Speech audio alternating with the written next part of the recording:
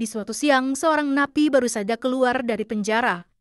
Orang ini bernama Docul, dan dia dipenjara karena kasus pelecehan pada anak di bawah umur atau disebut predator. Seharusnya dia menjalani hukuman seumur hidup. Tapi entah kenapa, pihak pengadilan membebaskan Docul dari penjara. Para masyarakat pun protes dan berdemo, marah dengan kebebasan seorang predator ini. Docul masuk ke dalam taksi berwarna hitam. Mobil itu langsung meninggalkan kerumunan yang masih berteriak marah pada Docul. Di dalam mobil, Docul tersenyum penuh kemenangan. Mobil-mobil wartawan mengikuti taksi yang ditumpangi Docul. Tiba-tiba si supir bermanuver tajam membuat mobil wartawan yang mengejar di belakangnya kewalahan mengikutinya. Lalu sebuah mobil van muncul dan menghalangi jalan. Supirnya berpura-pura kalau mobilnya sedang mogok. Hal itu membuat taksi berjalan tanpa diikuti siapapun. Tapi Docul kini heran, kemana ia akan dibawa? Si supir pun tak menjawab pertanyaan Docul yang membuat Docul marah dan membuka sabuknya. Ia menyerang si supir dengan mencekiknya, tapi supir itu lebih ahli bela diri. Docul yang malah diserang balik dan terluka. Docul pun dibuat pingsan. Di dalam terowongan, taksi itu bermanuver lagi, kemudian menyerahkan tas yang dibawa Docul pada seorang pria. Taksi itu kini berhenti, dan stiker di badan mobil dicabut. Kemudian plat nomornya dirubah. Sehingga ketika keluar dari terowongan, taksi itu kini menjadi mobil lain yang bebas dari kejaran wartawan dan kecurigaan CCTV. Sementara itu, di kantor kejaksaan, sebuah organisasi bernama Bluebird sedang mengadakan rapat. Pemimpinnya bernama Pak Jang. Bluebird ini dibangun untuk membantu para korban kejahatan agar mereka bisa menjalani kehidupan mereka kembali. Selesai rapat, Pak Jang bertemu dengan rekan kerja baru, seorang wanita bernama Hana. Hana adalah seorang jaksa yang mulai hari ini akan bekerja bersama Pak Jang. Di tempat lain, di sebuah kamar rumah sakit, seorang pasien wanita terlihat bangun dari tidurnya dan diam-diam kabur keluar. Wanita malang ini bernama Maria, dan dia punya masa lalu kelam sampai dia nekat kabur dari rumah sakit, bahkan menghindari polisi. Dia terlihat menangis sepanjang jalan. Ketika dia berada di jembatan, dia langsung berpikir untuk mengakhiri hidupnya saja. Dia sudah ada di sisi lain besi jembatan, tapi ia merasa sangat ketakutan untuk melompat. Di bawah kakinya, sebuah stiker membuatnya menghentikan niatnya untuk melompat. Stiker itu bertuliskan, "Layanan taksi mewah, jangan mati, balaskan dendammu." Akhirnya Maria memilih untuk menghubungi pihak taksi mewah itu, dan kini ia ada di mobil taksi tersebut. Sopirnya bernama Dogi, yang aksinya sudah kita lihat di awal film tadi. Dogi menyalakan alat rekaman, dan Maria pun mulai bercerita tentang masa kelamnya. Maria adalah seorang yatim piatu yang dibesarkan di sebuah panti asuhan. Seorang agen pekerja mengajaknya untuk bekerja di sebuah perusahaan. Ia pun berpamitan pada adik-adik di panti asuhannya. Kemudian ia pergi dengan diantar oleh wanita tersebut. Di dalam mobil, Maria dijanjikan akan bekerja di tempat yang baik dengan atasan yang baik juga. Setelah lama di perjalanan, mereka sampai di sebuah pabrik ikan. Di sana Maria dikenalkan dengan pengurus pabrik bernama Jonggen. Maria adalah seorang difabel, sehingga di umurnya yang sudah remaja, pemikirannya masih seperti anak-anak. Maria diajak ke dalam pabrik. Di sana ternyata semua pegawainya adalah penyandang difabel. Maria terkejut ketika disuruh untuk bekerja membersihkan ikan, karena sebelumnya Maria dijanjikan akan bekerja di kantoran di belakang komputer. Lalu muncullah si pemilik pabrik bernama Juchan. Mengetahui kalau Maria tidak mau bekerja, Juchan tiba-tiba menyiksa Maria, menceburkan kepalanya ke dalam air. Tak sampai di situ, dia langsung dibawa ke ruang pendingin dan dimasukkan ke dalam tong lalu dikurung dan dibiarkan di sana. Semua siksaan ini terpaksa membuat Maria harus bekerja membersihkan ikan. Pernah di suatu malam, Maria mencoba kabur dari pabrik. Dia sudah berhasil sampai di luar pabrik, kemudian muncullah sebuah mobil polisi. Maria meminta bantuan polisi itu untuk menolongnya. Tapi ternyata polisi itu adalah komplotan si pemilik pabrik. Lagi-lagi Maria disiksa, dimasukkan ke dalam tong air. Saat itu musim dingin, tapi mereka tanpa belas kasihan, tega menceburkan Maria di dalam tong air sementara mereka makan dan bersenang-senang. Menelepon wanita agen pekerja pun percuma. Ketika Maria mencoba menelepon, wanita itu malah mengabaikannya dan malah rakus menikmati makanan-makanannya. Selesai bercerita, Maria diturunkan di sebuah jalan sepi. Di situ ada sebuah mesin game. Di dalamnya ada sebuah instruksi jika ingin membalas dendam pada orang yang telah menyakitinya. Maria pun menyetujui semua peraturannya.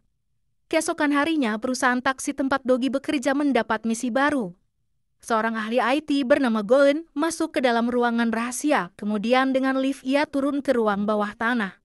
Di sana ada dua montir yang sudah biasa bekerja agar membuat mobil biasa menjadi mobil siap tempur. Tak lama muncullah Dogi. Dogi pun langsung bertemu dengan pemilik perusahaan taksi ini. Ternyata dia adalah Pak Jang, pemimpin Bluebird tadi. Ternyata selain menjadi pemimpin Bluebird, Pak Jang mendirikan sebuah perusahaan taksi juga. Dari luar perusahaan taksinya terlihat seperti taksi biasa pada umumnya. Tapi ternyata diam-diam dia punya perusahaan taksi mewah yang bekerja untuk membalaskan dendam orang-orang yang ingin dibantu. Ia namakan perusahaan taksi mewahnya Taksi Deluxe. Sekarang Taksi Deluxe punya pekerjaan baru, yaitu membalaskan dendam Maria. Mereka pun membuat rencana dan menargetkan siapa saja orang-orang yang harus mereka habisi. Selesai menyusun rencana, eksekusi pun dimulai.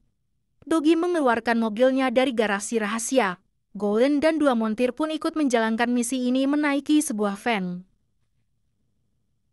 Dua montir itu bernama Kyung dan Jin, sekarang menyamar menjadi tukang ayam goreng. Mereka datang ke pabrik dan memberikan brosur promo ayam goreng pada Jonggeun. Pancingan mereka berhasil. Malam harinya, Jonggeun menelepon memesan ayam goreng. Goen berpura-pura sebagai pelayan yang mencatat orderan. Ayam goreng pun sampai. Jonggeun dan Juchan malam itu memakan semua ayam itu. Tapi tanpa mereka tahu, ayam itu sudah dimasukkan bubuk pembius, membuat mereka seketika tak sadarkan diri. Dogi langsung masuk ke rumah mereka dan menggeledah rumah tersebut. Besok siangnya, Dogi masuk ke pabrik dan memeriksa keadaan. Dengan bantuan Goen, mereka memeriksa latar belakang pabrik itu. Ternyata ikan yang mereka produksi bukan ikan segar, tapi mereka mengimpor ikan berkualitas murah dari Cina dan menjualnya dengan harga tinggi dan dilabeli produksi asli Korea. Dogi pun punya rencana. Ia kini berpura-pura ingin membeli ikan-ikan itu. Dia melakukan negosiasi harga dengan Juchan dan memberikan uang muka sebagai kesepakatan. Selesai dari sana, Dogi kemudian membuntuti si polisi yang bekerja bersama dengan Juchan. Lalu di jalanan sepi, Dogi perlahan mendekati mobil polisi itu. Polisi itu heran melihat ada taksi dengan bemper super besar. Ia pun tiba-tiba ditabrak dari belakang. Polisi itu terkejut dan berteriak-teriak. Tapi Dogi tak peduli. Ia terus menabrakkan mobilnya ke depan. Mobil polisi itu mulai terkunci akibat bemper taksi Dogi. Lalu kemudian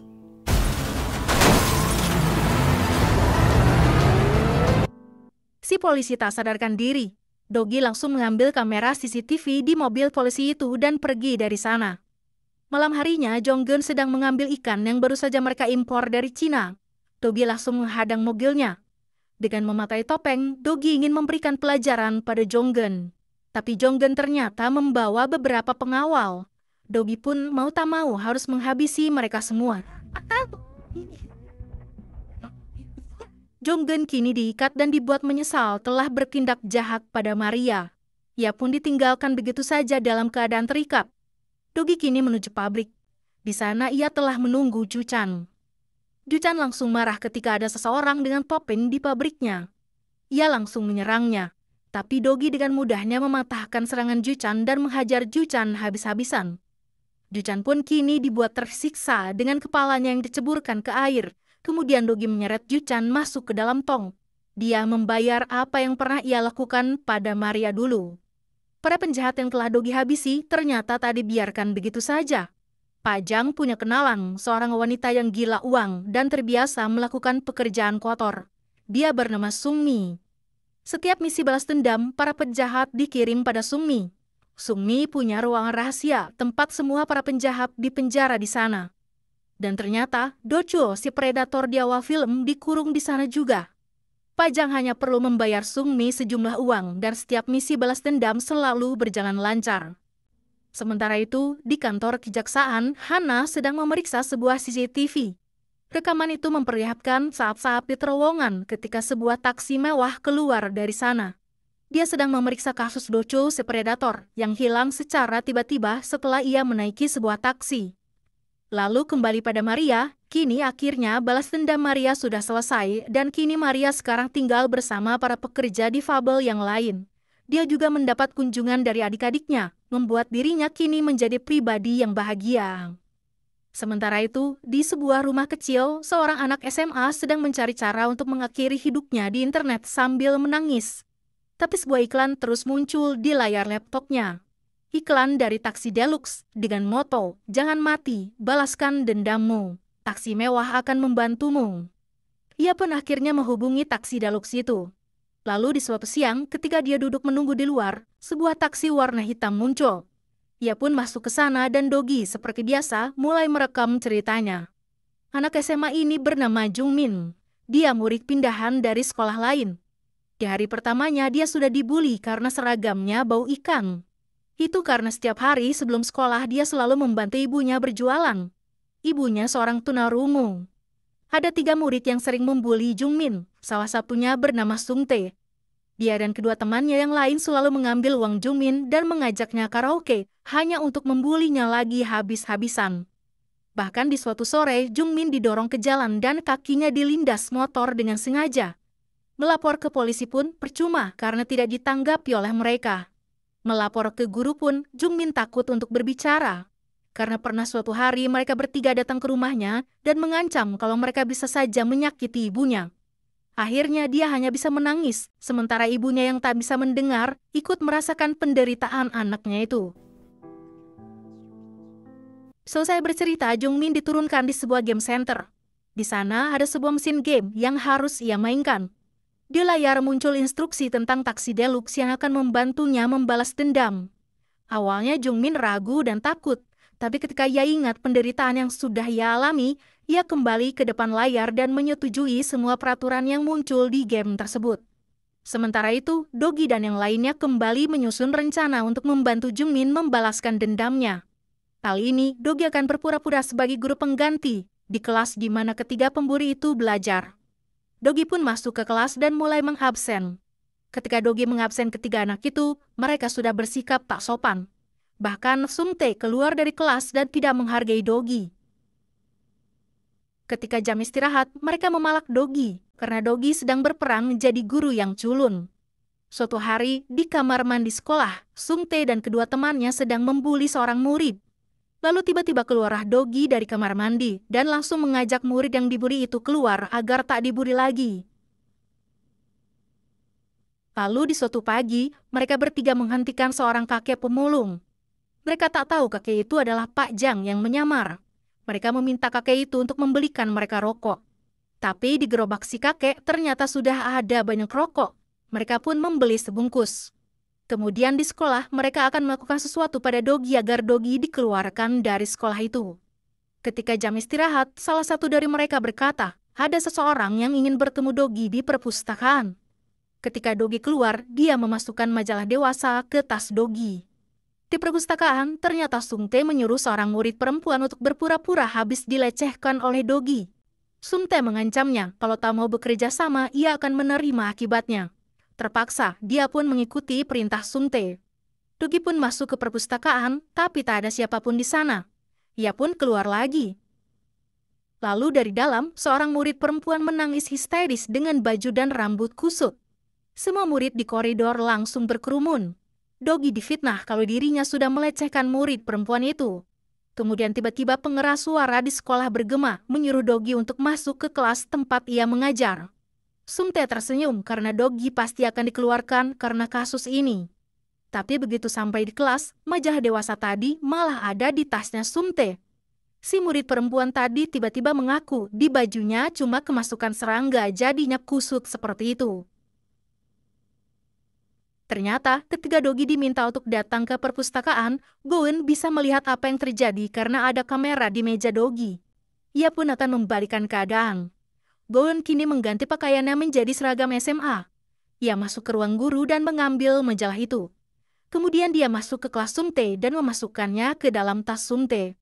Goen juga berbicara pada si anak perempuan agar jangan memfitnah Dogi kalau tidak mau menerima akibatnya. Akhirnya, kasus pelecehan yang Sungtae rencanakan kini malah berbalik menyerang dirinya. Ketiganya pulang sekolah dalam keadaan sangat marah pada Dogi. Di jalan, tiba-tiba mereka melihat kakek yang tadi pagi ditangkap polisi karena ternyata kakek itu menjual ganja. Kakek itu juga menunjuk mereka bertiga ketika ditanya pada siapa ganja itu dijual. Mereka langsung lari ketakutan. Padahal itu semua hanyalah akting dari Pak Jang dan kedua montirnya. Mereka pergi ke hutan dekat sekolah dan langsung mengubur ganja itu di sana agar tak seorang pun yang tahu. Lalu besoknya ketika kelas dimulai, Sung Tae dan kedua temannya lagi-lagi mencari masalah dengan bermain game di tengah pelajaran. Sung Tae bahkan berkata kalau dia tak mau belajar kalau Dogi yang jadi gurunya. Dogi pun mengalah dan berkata kalau hari ini mari kita menonton video saja. Layar TV dinyalakan, lalu muncullah video dua orang anak SMA yang sedang mengubur sesuatu. Itu adalah video Sung Tae dan kedua temannya. Mereka pun kaget dan panik. Dogi pun berpura-pura terkejut dan mematikan TV. Kini Dogi mulai membuat mereka bertiga ketakutan. Mereka pun mencoba menggali untuk mengambil ganja tersebut. Tapi tiba-tiba Dogi menelepon dan berkata kalau dia sudah menyerahkan ganja itu pada polisi. Dogi pun masih membalas kelakuan mereka dengan datang ke rumah Sung Tae dan mengobrol dengan ayahnya. Sung Tae berpikir kasus ganja itu akan dibocorkan pada ayahnya. Kini Dogi punya karpuas mereka dan mereka tak bisa membalas apa-apa. Esoknya Dogi diminta Sung Tae untuk datang ke suatu tempat. Begitu Dogi sampai, ternyata Sung Tae sudah menyewa preman-preman untuk menghabisi Dogi. Lalu dimulailah pertarungan Dogi dan para preman tersebut yang bisa ditebak mereka semua habis dihajar oleh Dogi. Sekarang ya, dicurin.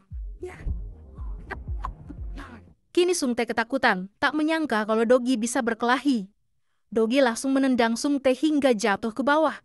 Kedua temannya langsung ketakutan setengah mati dan meminta maaf. Dogi berkata, kalian harus menyerahkan diri kalian pada polisi dan pindah sekolah. Mereka pun melakukan perintah dari Dogi dan mengakui pembulian mereka terhadap Jungmin pada pihak polisi. Sementara Sung Tae, ternyata jatuhnya dia sudah direncanakan. Dia mendarat di bantalan dalam keadaan pingsan. Ketika Sung Tae tersadar, satu tangannya terikat dan di depannya ada banyak roti. Dogi datang dan berkata kamu harus menghabiskan semua roti ini. Jika ada sisa, setiap roti yang tersisa harus kamu bayar dengan harga mahal. Dan jika tak bisa membayar, Sung Tae harus bekerja setiap hari mulai besok untuk membayar harga roti tersebut, dan baru akan lunas dalam waktu bertahun-tahun. Sung Tae hanya bisa memakan roti-roti itu dengan perasaan menyesal. Sisa hidupnya kini harus ia jalani untuk membayar semua roti yang tersisa dengan harga yang sangat mahal. Pembalasan dendam untuk Jungmin pun selesai, dan kini Jungmin sudah bisa bersekolah lagi tanpa ada yang membuli. Tak hanya itu, Pak Jang datang pada ibu Jungmin yang sedang berjualan. Ia menyampaikan Jungmin mendapat beasiswa hingga perguruan tinggi dan semua biayanya akan ditanggung. Ibunya terlihat sangat senang dan bahagia. Jungmin pun sudah mulai bersekolah lagi, tanpa ada pembuli di sana. Lalu pada suatu malam, Pak Jang mengajak Dogi untuk acara makan malam dengan rekan kerjanya di kejaksaan. Di sana ada Hana dan atasannya. Selesai makan malam, Pak Jang dan atasan Hana akan pergi untuk minum lagi, sementara Dogi disuruh untuk mengantar Hana pulang. Mereka berdua pun berjalan kaki menuju rumah Hana. Lalu di jalan, terdengar suara peluit para pekerja konstruksi. Tiba-tiba Dogi merasa pusing dan pingsan. Hana langsung menghubungi ambulans dan Dogi dibawa ke rumah sakit. Ketika diperiksa, di sekujur tubuh Dogi terlihat banyak luka, termasuk beberapa luka tembak. Hana heran dari mana Dogi mendapat luka-luka sebanyak itu. Pingsannya Dogi ternyata akibat dari suara peluit yang membuat ia teringat masa kelamnya. Dulu, ketika ia baru pulang dari wajib militer, ia pulang ke rumahnya dan memanggil ibunya, tapi tak ada sahutan. Dogi masuk ke rumahnya dan langsung melihat ibunya sudah tak bernyawa dengan darah tergenang. Suara teko air panas adalah satu-satunya suara yang ia dengar ketika kejadian mengerikan itu terjadi. Di dalam pingsannya, Dogi bermimpi tentang masa lalunya. Dia sedang bersama ibunya yang punya usaha rumah makan, sedang mengobrol. Dogi berkata kalau dia akan masuk akademi militer. Padahal setahu ibunya, impian Dogi adalah untuk belajar acting. Tapi karena tak ada biaya, Dogi merelakan impiannya itu. Tiba-tiba keadaan di sekeliling berubah dan si pembunuh ibunya sedang menghunuskan pisaunya pada ibu Dogi. Dogi berteriak tapi ibunya tak mendengarkannya. 엄마 도망가. 내 손으로. Dogi terbangun dari pingsannya dan ternyata sedang ada di rumah sakit. Pak Jang menenangkan Dogi. Lalu datanglah Golden yang juga cemas akan keadaan Dogi. Untungnya Dogi tak mengalami sakit apapun, dan dia bisa pulang hari itu juga. Orang-orang yang ada di dalam taksi deluxe semuanya punya masa lalu kelam. Bahkan Pak Jang sendiri, sang pendiri taksi deluxe, mendirikan taksi deluxe karena orang tuanya dibunuh sama seperti Dogi. Begitu pula dengan Golden, dia punya kenangan kelam tentang kakaknya. Setiap hari, ia hanya bisa melamun dan menangis ketika mengundang kakaknya itu. Sementara itu, Hana sedang menangani kasus baru, kasus seorang pegawai yang disiksa oleh atasannya. Pegawai ini bernama Yongmin, dan dia bercerita perusahaan tempat ia bekerja bernama Yudata. Pemimpin di sana, seorang CEO bernama Yang Jin, sering memukul pegawainya. Ia juga tak segan-segan menyuruh pegawainya memukul pegawai lain, kemudian ia tertawa melihat kejadian itu. Suatu hari, Yongmin dimarahi dan ditampar berkali-kali oleh Yang Jin karena Yongmin meminta maaf pada salah satu konsumen karena kesalahan perusahaan. Yongmin pun berkomentar di sosmednya kalau Yang Jin adalah atasan yang jahat. Namun ternyata hal itu diketahui perusahaan. Mereka pun datang ke rumah Yongmin dan membawanya ke sebuah gudang. Di sana, Yang Jin tak terima dirinya dibilang atasan jahat. Ia mengikat Yongmin dan memukulnya puluhan kali.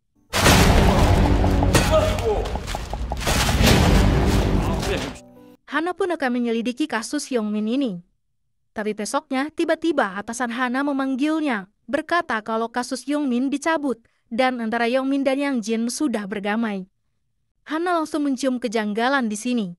Ia bersikeras untuk terus menyelidiki kasus ini, tapi ia malah dimarahi atasannya.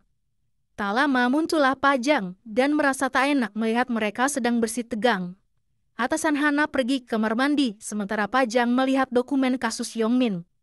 Ia diam-diam membawa dokumen itu dan dia menyerahkannya pada Dogi yang kebetulan ada di luar kantor. Kasus itu pun kini langsung ditangani oleh taksi deluxe. Mereka menyusun rencana bagaimana caranya menghabisi Yang Jin dan perusahaannya itu. Kali ini Dogi harus menyusup ke dalam perusahaan, jadi dia harus menjadi pegawai di sana. Ia pun melamar menjadi seorang programmer karena perusahaan Yudata adalah perusahaan penyedia konten internet. Ia pun akhirnya diterima di perusahaan Yudata. Sementara itu, Hana masih belum menyerah dan terus menyelidiki kasus Yongmin juga. Ia mendapat fakta baru, kejadian kekerasan di perusahaan pernah terjadi sebelumnya pada orang lain. Ia pun kini mendatangi orang tersebut yang tinggal jauh dari kota Seoul di daerah pinggiran pantai. Ketika ia bertemu dengannya dan Hana ingin berbicara tentang perusahaan Yudata, orang itu langsung ketakutan dan berlari menjauh. Besoknya, Hana mendatangi perusahaan Yudata, tapi dihadang oleh 3 orang asisten Yang Jin yang berambut seperti lampu lalu lintas. Hana pun tak bisa memaksa dan pulang tanpa hasil apa-apa.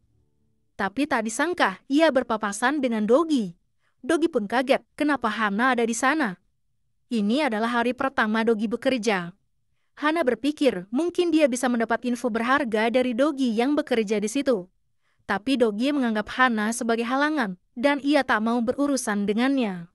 Di hari pertamanya bekerja, ia melihat Yang Jin yang sedang memotivasi para pegawainya dengan mendoktrin mereka kalau uang adalah segalanya, dan dia bisa melakukan apa saja pada pegawainya karena ia atasan tertinggi. Lalu ketika jam kerja dimulai, Dogi mulai menyusuri ruangan lain. Ia melihat satu ruangan dan hendak masuk ke sana, tapi tiba-tiba dilarang oleh salah satu asisten Yang Jin. Lalu ketika jam istirahat, Dogi mengobrol dengan Golden, berkata kalau dia harus masuk ke ruangan tersebut. Di ruangan itu hanya boleh dimasuki oleh para staf khusus. Dogi pun berencana untuk menjadi salah satu staf khusus itu, tapi ia perlu bantuan Golden.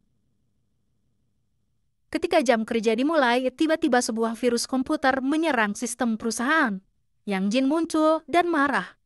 Para staf anti-hacker di sana berkata, perlu waktu 5 hari untuk mengatasi virus tersebut. Dogi tiba-tiba menyela, dia bisa mengatasi virus itu dalam 10 menit. Dogi pun langsung bekerja. Komputernya sudah terhubung dengan Golden, yang memang seorang ahli IT. Dan dalam waktu 10 menit, virus itu benar-benar hilang, dan sistem perusahaan kembali berjalan normal. Yang Jin langsung senang dan memberikan Dogi hadiah uang. Tapi Dogi berkata, ia ingin naik jabatan dan masuk ke dalam staf khusus. Tapi Yang Jin hanya tertawa dan menolak keinginan Dogi. Karena masih penasaran, Dogi pun memeriksa semua biodata staf khusus di sana. Anehnya, mereka semua punya latar belakang buruk. Mantan kriminal, penjudi, orang yang terlilit hutang, dan sebagainya. Dogi pun sepertinya harus menjadi seperti mereka untuk menarik perhatian Yang Jin. Maka, di suatu malam, ketika Yang Jin pulang dalam keadaan setengah mabuk, mobilnya terhalang oleh sebuah mobil van. Lalu Yang Jin melihat Dogi yang sedang memaki-maki seorang pria yang tak lain adalah montirnya. Ia memaki dan merendahkan pria itu, sementara Yang Jin melihat kejadian tersebut. Besok paginya, Yang Jin tampaknya mulai tertarik pada Dogi karena kejadian semalam. Kebetulan staf khususnya sedang kekurangan orang. Akhirnya, pagi itu Dogi diberitahu kalau dia sudah naik jabatan dan kini akan menjadi salah satu staf khusus. Akhirnya, strategi Dogi selama ini berhasil, dan kemungkinan ia akan bisa mendapat info penting di ruangan staf khusus itu. Begitu sampai di dalam ruangan staf khusus, Dogi disuruh untuk menginstal sebuah aplikasi. Goen memeriksa aplikasi itu yang ternyata sebuah spyware atau alat pelacak. Dengan ini, semua staf khusus bisa diawasi oleh Yang Jin. Malam harinya, ketika Dogi pulang kerja, dia sudah ditunggu oleh Hana di depan kantor. Hana ingin mendapat info tentang Yang Jin dari Dogi dan mengajaknya bekerja sama. Goen berbicara di earphone Dogi, aplikasi pelacak tadi sedang aktif dan Dogi sedang diawasi. Maka Dogi pun berpura-pura langsung menolak permintaan Hana itu dan memuji-muji Yang Jin sebagai atasan terbaik. Hana terlihat kecewa karena Dogi tak bisa diajak bekerja sama, kemudian pergi. Tapi ternyata Yang Jin sudah melihat Dogi dan Hana lewat CCTV-nya dan mencurigai Dogi. Ketika Dogi di parkiran, ia langsung disekap dan dibawa ke suatu tempat. Di sana Yang Jin langsung mengancam Dogi kalau dia bisa melakukan apapun pada dirinya. Dogi berpura-pura menangis dan memohon maaf karena tadi berbicara pada Hana karena dia tak kenal siapa Hana. Yang Jin kali ini masih berbaik hati dan hanya mengancam Dogi, kemudian melepaskannya. Lalu di dalam mobil, salah satu asisten Yang Jin berambut hijau memperlihatkan apa yang terjadi pada Dogi kalau dia macam-macam di perusahaannya. Di HP-nya terekam video Yongmin yang dipukuli habis-habisan. Dogi pun berpura-pura menyesal dan meminta maaf. Tapi ternyata malam itu adalah malam pembalasan dendam. Dogi memasang bumper super besarnya lagi di mobilnya dan melaju mengejar bawahan Yang Jin itu. Dari belakang ia menyusulnya. Kemudian dia berbalik arah dan menginjak gasnya. Ia pun kaget ada mobil melaju kencang di depannya. Dia membanting setirnya tapi langsung menabrak pembatas jalan dan terguling. Dogi langsung menghampiri mobilnya dan mengambil kamera dashboardnya. Esok harinya, Dogi bekerja seperti biasa. Pagi itu ia disuruh untuk mengupload file-file baru ke internet yang asalnya dari sebuah flash disk rahasia. Hanya para staf khusus yang bertugas melakukan penguploadan file-file ini. Sebelum mengupload, Dogi mengirim file-file itu pada Goen. Dan ketika file itu dibuka, ternyata isinya adalah video-video dewasa. Tapi yang menyakitkan hati adalah, di salah satu video terlihat seorang wanita yang Goen kenal. Dia adalah kakak Goen. Dogi terdiam, sementara Goen menangis tak percaya. Dulu, kehidupan Goen dan kakaknya yang bernama Jungen sangatlah dekat. Jungen sangat sayang pada Goen dan sering mengajaknya menghabiskan waktu bersama. Hingga pada suatu hari, Goen melihat di depan rumahnya kerumunan orang dan polisi. Dia melihat tas kakaknya tergeletak di tanah. Goen langsung lemas ketika melihat kakaknya sudah tak bernyawa dan bersimbah darah. Kematian Jungen bukanlah tanpa sebab.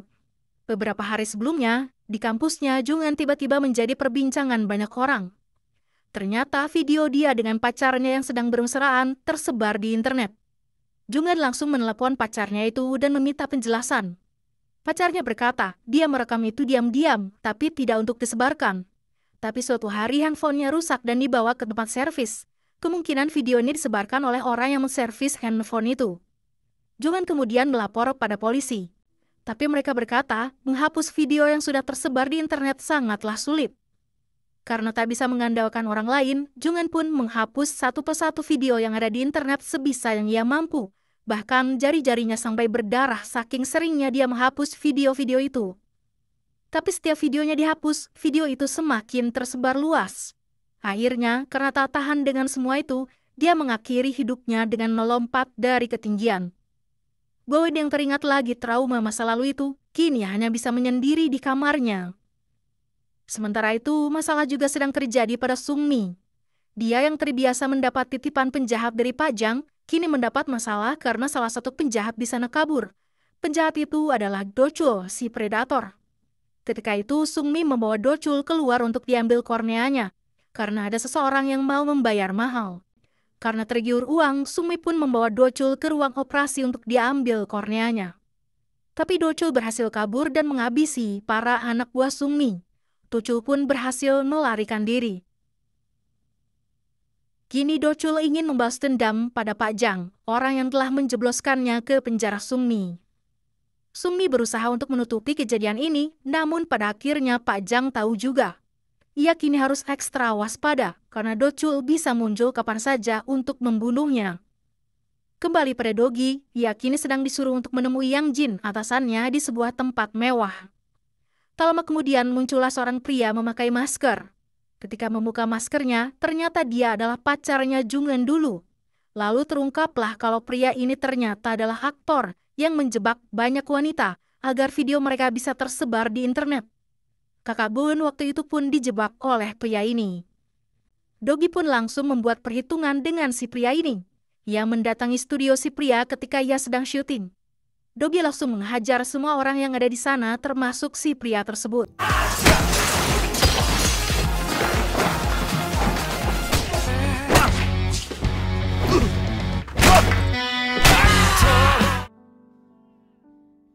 Besoknya, Dogi kembali bekerja di Yudata. Kini ia diam-diam akan menghapus semua video ilegal yang ada di sana. Tapi ketika proses penghapusan berlangsung, video-video itu kembali muncul otomatis. Lalu tiba-tiba di kantor Yudata, Hana datang dan membawa surat penggeledahan karena Yang Jin dicurigai mengupload video-video ilegal. Tapi ketika diperiksa, semua video-video itu hilang dari server. Dogi pun sadar, sepertinya server utama yang menyimpan video-video itu bukanlah di kantor Yudata, tapi ada di lokasi rahasia, sehingga Yang Jin bisa bebas menyembunyikan bahkan memunculkan kembali semua video kapanpun ia suka. Esoknya, Dogi meminta bantuan mantan pegawai Yudata untuk menunjukkan tempat tinggal Yang Jin. Tapi di perjalanan, ternyata dia diikuti oleh Hana. Hana juga ternyata diikuti oleh pegawai Yang Jin, karena Yang Jin tak suka kantornya diobrak-abrik oleh Hana kemarin siang. Terjadilah aksi kejar-kejaran antara mereka. Dogi berhasil kabur dari kejaran Hana. Tapi Hana yang dikejar oleh anak buah Yang Jin kini dalam masalah. Mobilnya dihimpit oleh mereka, berusaha untuk membuat Hana kecelakaan. Tiba-tiba Dogi kembali untuk membantu Hana. Ia pun menghalangi salah satu mobil dan akhirnya mobil itu menabrak mobil yang terparkir di pinggir jalan. Dogi kini bermanuver, menghadap dua mobil di depannya, dan menyalakan lampu sorot, membuat yang ada di mobil tak bisa melihat.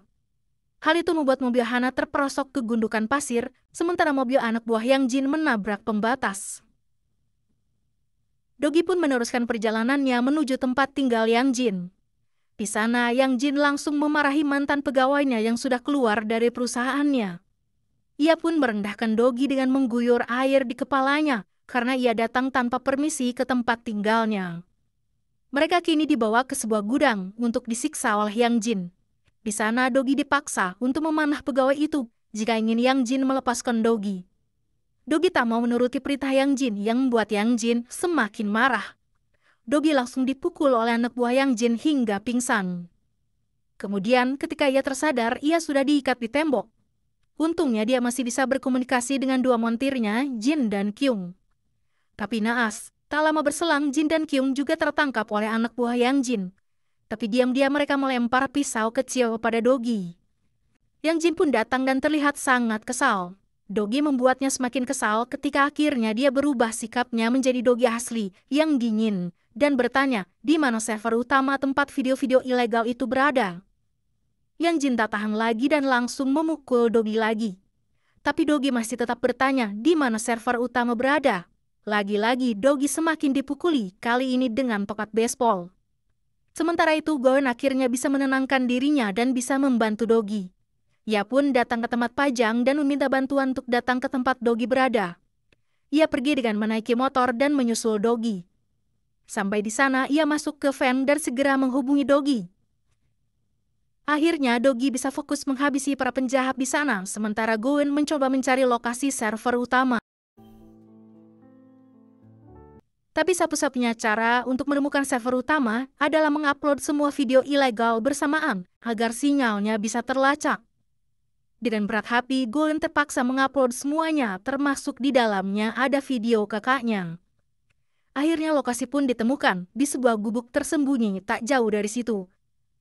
Sementara itu, Dogi akhirnya berhasil menumbangkan semua anak buah Yang Jin dan kini mengejar Yang Jin yang berusaha kabur. Yang Jin masuk ke dalam gubuk tempat server utama berada karena ingin melindungi aset kekayaannya. Tapi di sana, Dogi dan yang lainnya langsung memasang peledak untuk menghancurkan tempat itu. Sementara itu, Hana dan para polisi sudah mendapat surat perintah untuk menangkap Yang Jin. Mereka pun pergi ke tempat tinggal Yang Jin. Sampainya di sana, mereka melihat tempat itu sudah berantakan dan terlihat anak buah Yang Jin terkapar tak berdaya. Tak lama kemudian, sebuah ledakan terjadi, menghancurkan server utama di sana dan juga menghempaskan Hana dan para polisi lainnya.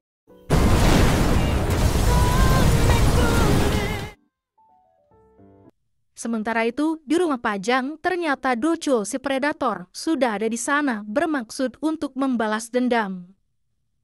Terjadilah pergumulan antara Pajang dan Dochul. Tapi nahas, Pajang tertusuk di perut. Tiba-tiba muncul anak buah Sungmi ke situ, tepat sebelum Dochul hendak membunuh Pajang. Sungmi langsung membawa Pajang ke rumah sakit. Dogi dan yang lainnya langsung menyusul ke rumah sakit begitu tahu berita ini.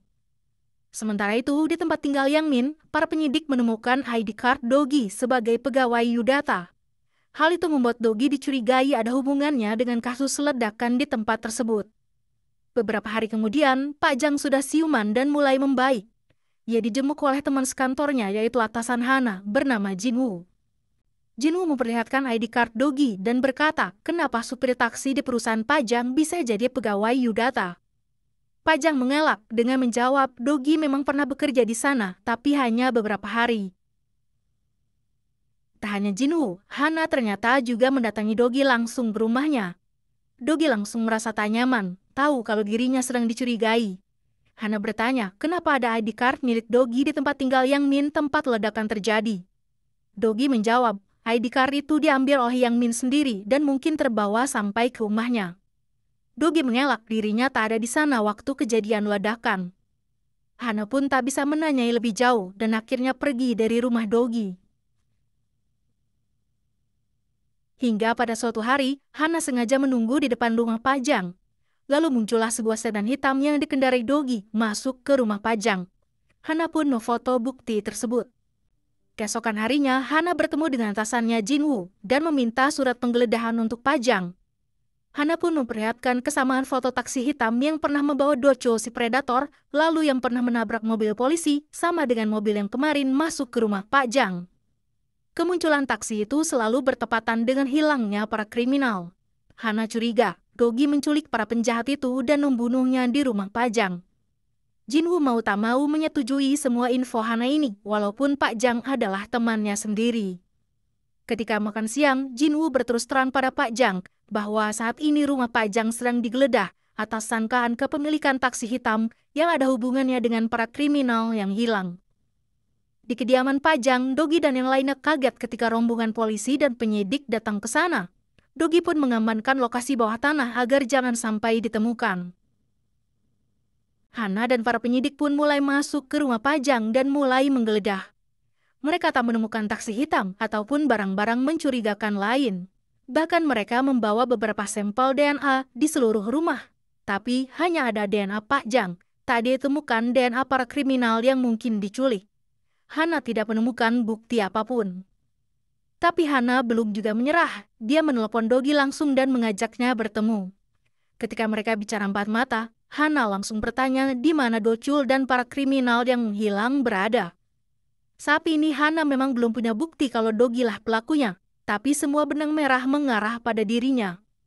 Dogi berkata, kalau memang dirinya pelakunya, maka itu dilakukan karena hukum terlalu lambat bekerja.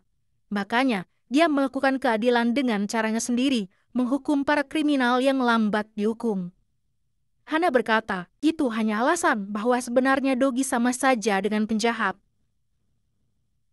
Esok harinya, Hana mendapat kasus baru, yaitu kasus pembunuhan seorang pria bernama Dong Hee.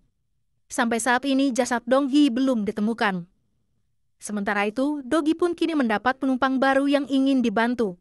Dia seorang ayah yang sedang mencari anaknya yang hilang, bernama Dong Hee. Tak disangka, Dogi dan Hana sekarang sedang menjalani kasus yang sama. Terakhir kali Dong Hee terlihat bersama dengan temannya bernama Yong Tae. Mereka masuk ke sebuah ruko. Kemungkinan Dong Hee dibunuh oleh Yong Tae di ruko itu, dan jasadnya langsung hilang di sana. Dogi terkejut ketika melihat foto Yong Tae. Yong Tae mirip dengan tangan kanan Sung Mi. Dogi dan Pajang pun mendatangi Sung Mi untuk memastikan apakah Yong Tae adalah anak buah Sung Mi.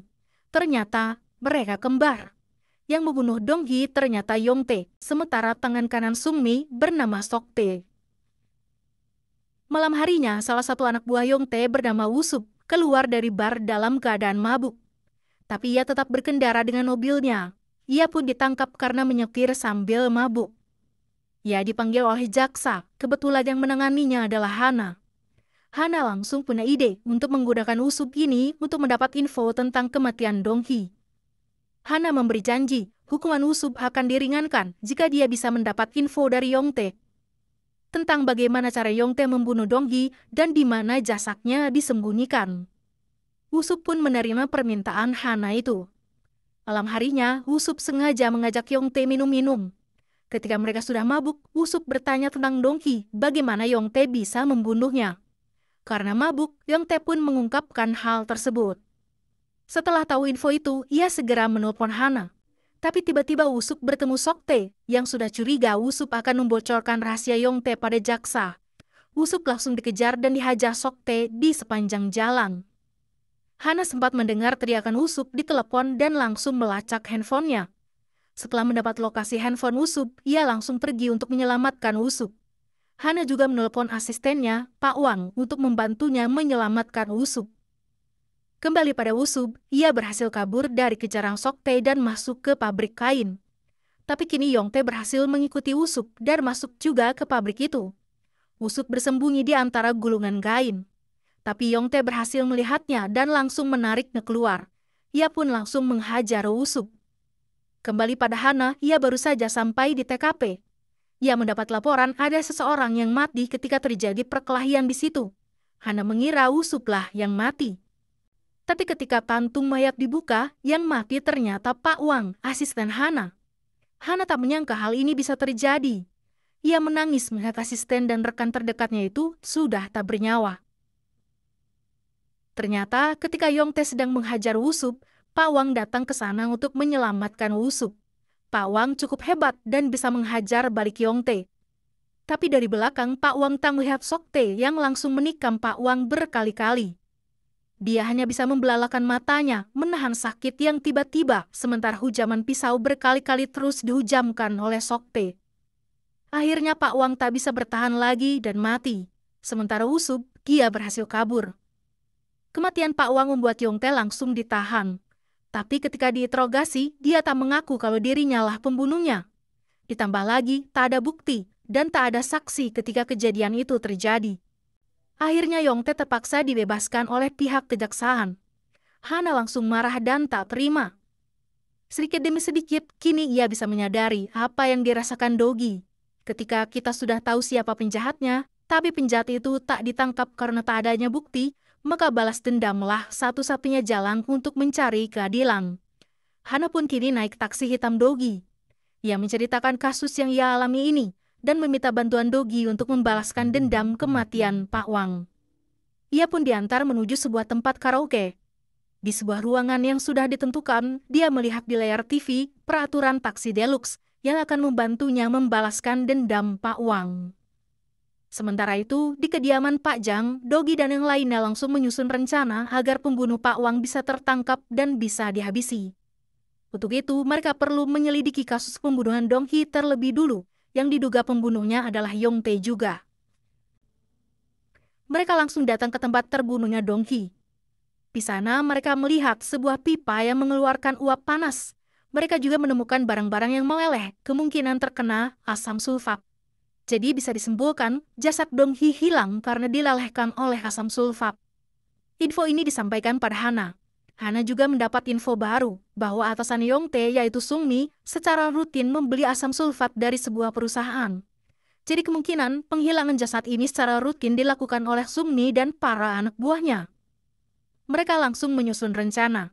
Jin dan Kyung berpura-pura sebagai pegawai pengangkut asam sulfat. Mereka memasukkan Tong-Tong ke dalam truk milik Yongtae. Setelah itu Yongtae membawanya ke markasnya. Tapi Tong-Tong itu sudah diberi pelacak, sehingga Dogi langsung bisa mengikuti arah truk tersebut.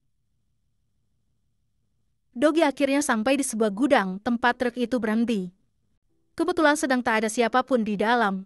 Dogi membuka sebuah laci mayat. Ternyata di dalamnya jasad Woo-sup yang sudah mati dengan luka sayatan besar di badannya. Dogi langsung bisa menyimpulkan Woo-sup diambil organnya, lalu nanti akan dimusnahkan tubuhnya dengan asam sulfat. Dia langsung berlari dan muntah. Dia tak menyangka, ternyata ini semua adalah sindikat perdagangan organ manusia, dan Sungmi lah otak di balik semua ini. Dogi kembali masuk ke dalam dan menemukan dua orang yang sedang mengoperasi satu korban. Mereka langsung kabur begitu melihat Dogi. Tiba-tiba muncul Yongtae, langsung menyerang Dogi. Terjadilah pergulatan antara mereka berdua. Yongtae tiba-tiba menusuk perut korban, dia masih hidup. Yongtae langsung kabur, tapi Dogi tak bisa mengejar karena korban itu sedang pendarahan karena ditusuk Yongtae. Ia langsung menghubungi Hana.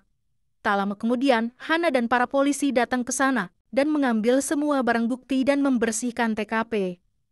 Berita langsung tersebar dan masuk TV bahwa ada perdagangan organ ilegal di Korea sedang terjadi.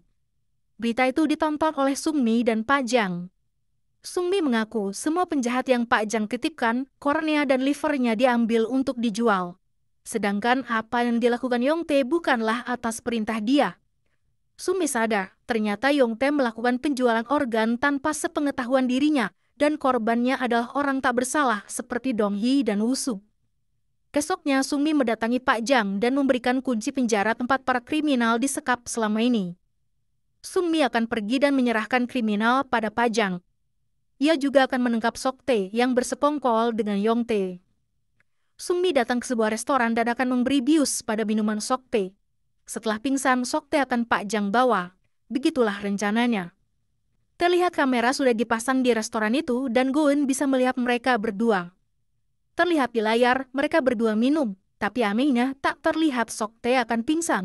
Soktae sepertinya tahu Sungmi akan menjebaknya dan kini berbalik menyerangnya. Dogi langsung masuk ke restoran untuk menolong Sungmi, tapi tak ada siapapun di sana. Ternyata, apa yang terlihat di layar adalah rekaman, bukan kejadian saat itu. Mereka langsung datang ke markas Sungmi dan melihat penjara-penjara sudah kosong. Pak Jang mendapat telepon dari Sungmi. Sungmi berkata, semua ini sudah ia rencanakan.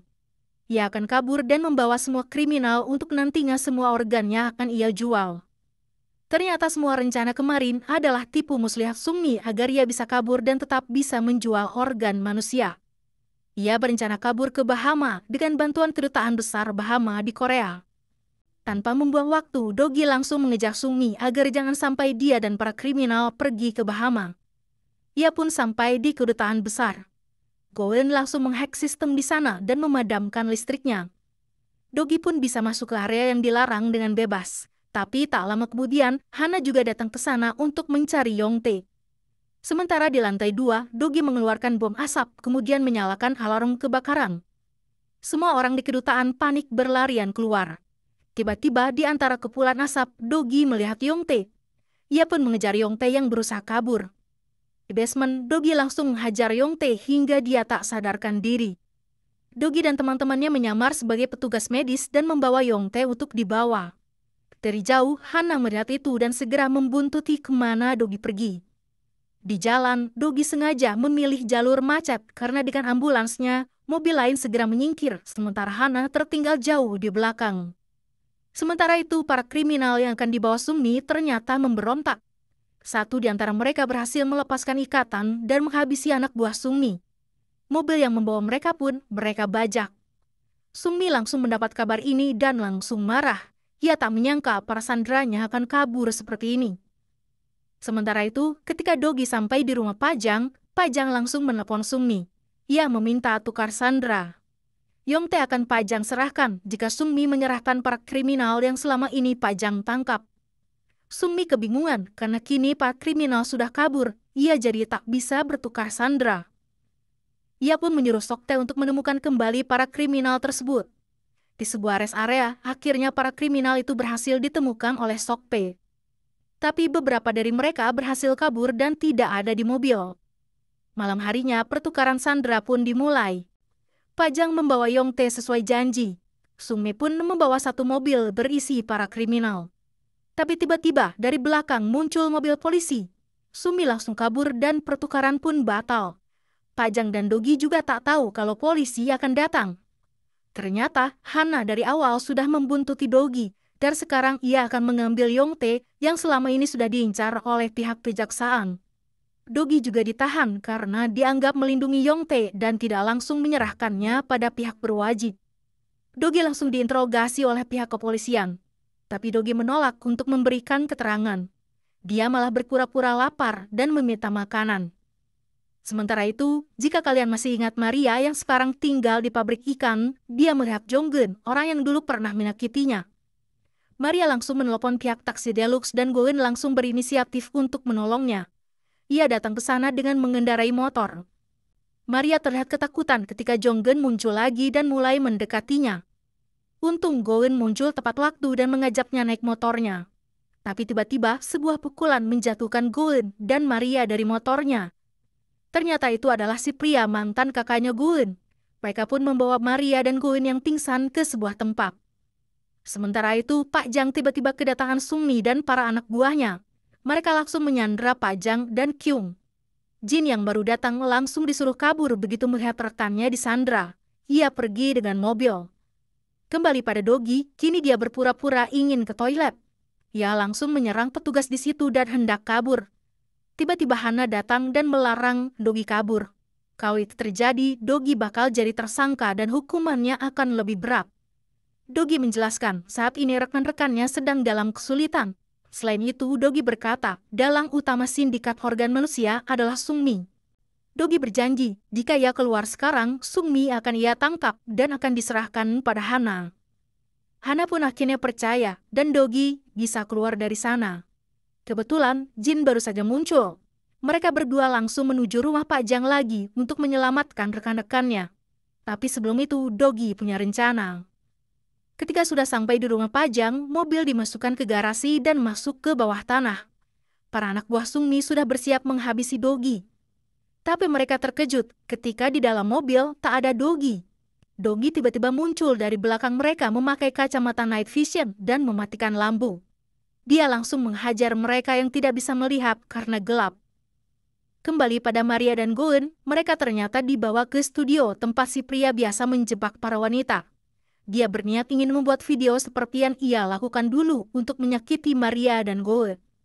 Goen pun teringat masa lalu kakaknya yang hancur, membuat Goen sangat benci dengan pria ini. Kembali pada Dogi, setelah ia menghabisi semua musuhnya, ia mendapat info kalau Goen sedang disekap di sebuah studio. Dia pun bergegas ke sana tanpa membuang waktu, sementara Jin akan pergi ke markas Sungmi, tempat Pak Jang disandera di sana. Sampai di sana studio itu langsung Dogi tabrak. Dia langsung menghajar si pria tanpa belas kasihan. Dogi juga menghajar area vital si pria agar tak lagi-lagi membuat video ilegal sesuka hatinya. Goen pun akhirnya selamat, tapi dia masih terguncang. Dogi pun memeluk Goen untuk menenangkannya. Sementara itu, di markas Sungmi, Pak Jang dan Kyung dimasukkan ke dalam penjara. Sungmi mengancam dia akan menyakiti Kyung, tapi kalau Pak Jang mau memberikan matanya pada Sungmi, ia berjanji Kyung tak akan disakiti. Pak Jang dengan tegar bersedia melakukannya. Sungmi pun langsung menyuntik mata Pak Jang saat itu juga. Di luar, tiba-tiba puluhan polisi datang ke markas Sungmi. Sungmi langsung keluar untuk menghadang mereka. Hana memimpin operasi kali ini. Dia dan timnya akan menggeledah markas Sungmi yang diduga sebagai dalang penjualan organ manusia. Sungmi pun mempersilakan markasnya digeledah. Tapi keberadaan Pak Jang yang disandera jauh berada di bawah tanah, tersembunyi dan tak bisa diakses oleh orang biasa, sehingga Hana hanya menggeledah ruangan atas saja. Karena tak ada apapun, Hana dan timnya pergi dari sana. Kembali pada Dogi, kini dia dan Goen bergegas menuju markas Sungmi. Di jalan ia melihat mobil Jin. Ketika di persimpangan, tiba-tiba sebuah truk menabrak mobil Jin dari samping membuat Dogi dan Goen terkejut. Ternyata pelakunya adalah Ju Chang, si pemilik pabrik ikan dulu. Ia ternyata kabur dari rombongan sewaktu di mobil. Jin terlihat sekarat dan hampir tak sadarkan diri. Dogi murka dan langsung membuat perhitungan pada Ju Chang. Dia mengganti bemper mobilnya dengan bemper super besar lagi dan mulai mengejar truk Ju Chang. Terjadi saling tabrak dari samping. Dogi menyusul jauh ke depan, lalu berbalik arah. Yakin akan menabrakkan diri dengan truk itu. Dogi langsung melompat keluar sebelum tabrakan terjadi. Truk itu terguling.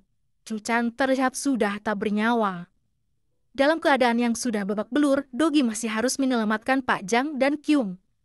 Ia kini memakai motor Goen untuk menuju markas Sungmi.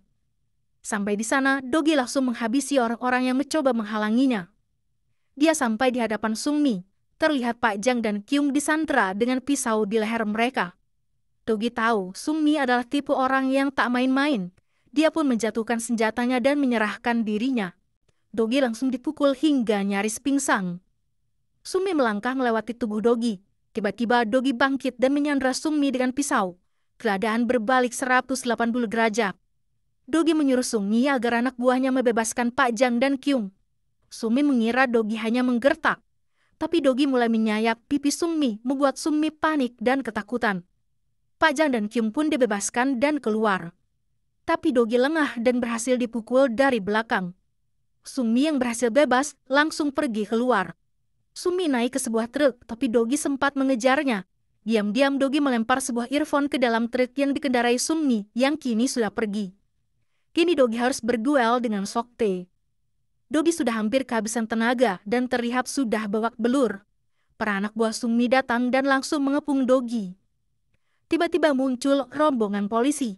Ternyata Hana datang lagi dan tepat waktu.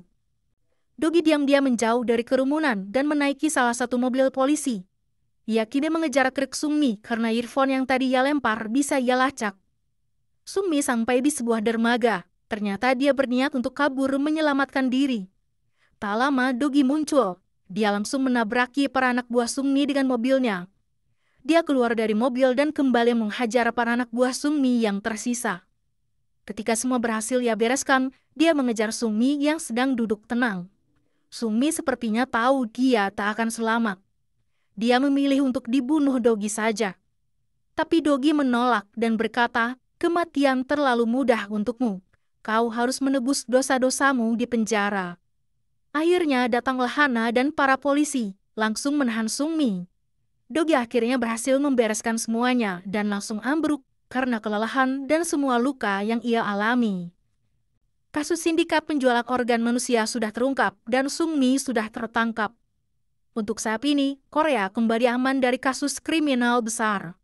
Tapi Dogi dan rekan-rekannya masih terus bekerja, menegakkan keadilan dengan cara mereka, membantu orang-orang yang ingin membalas dendam. Dan drama pun selesai.